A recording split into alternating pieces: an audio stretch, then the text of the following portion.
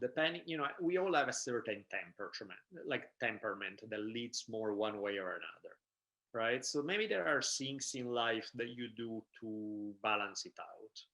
Maybe you are really kind of nerdy, really sensitive, very in your own head, very imaginative, but also you may be not exactly the most assertive, a little more divorced from physical reality and so on. So it may actually be a good thing, if that's your build up, to do some of the opposite, to Mm. learn things that help you develop more assertiveness, being grounded in physical reality, being more physically, being all that, right? Without going against your nature, but just to kind of allow you to not make your nature a cage, but make it something that.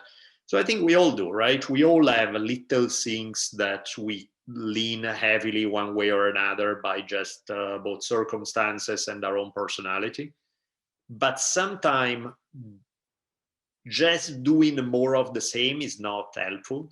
If you are already leaning that way, if suddenly all your interests, all your hobbies, all your things also go that way, well, you're becoming more of what you already are, which there's something to that, but you're not really giving yourself a chance to develop in a somewhat more balanced way.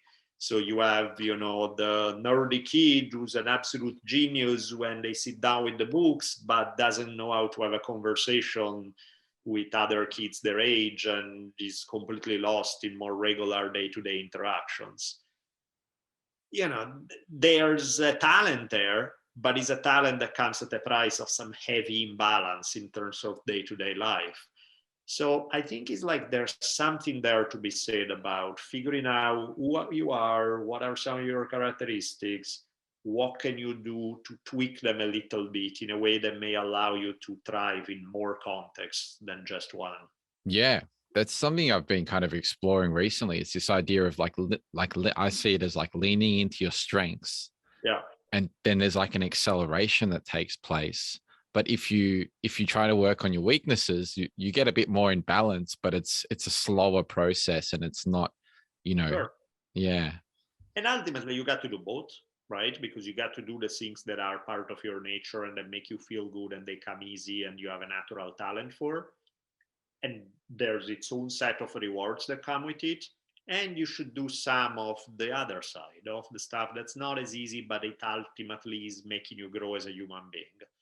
How much of each, you figure it out, and in different times of your life will be different. Sometimes you just need an ego boost, so you do the stuff you're good at and it feels good and it helps. Other times it's like, okay, I feel like I'm in a stable place, it's a place for growth, I want to expand a Mm. little bit, I want to. And I think that's part of there is no good or bad answer there. It really Mm. depends on what's working for you at the moment.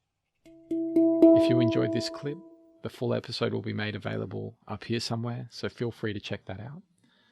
If you're someone that's interested in working one-on-one with me and developing your practice of presence, reflecting on your life at the moment, and calibrating your trajectory, then feel free to head over to todaydreamer.com and get in touch. There's also a full catalogue of episodes available on the website, which pretty much are there to help you cultivate the practice of presence so that you can more deeply participate in the blossoming of the emergent world story. So there's episodes on rituals, meditation, different ways you can cultivate presence, find meaning in life, working with psychedelics, and a whole host of other things that, surround spirituality and surround this idea of coming back to this moment right here and right now, and deepening almost like your connection with yourself and with others through intimacy, relational practices. There's a whole host of episodes. Feel free to check it out if you're into that kind of stuff. Anyways, thank you for your attention and for sharing this moment with me in the here and now. And until next time, be well.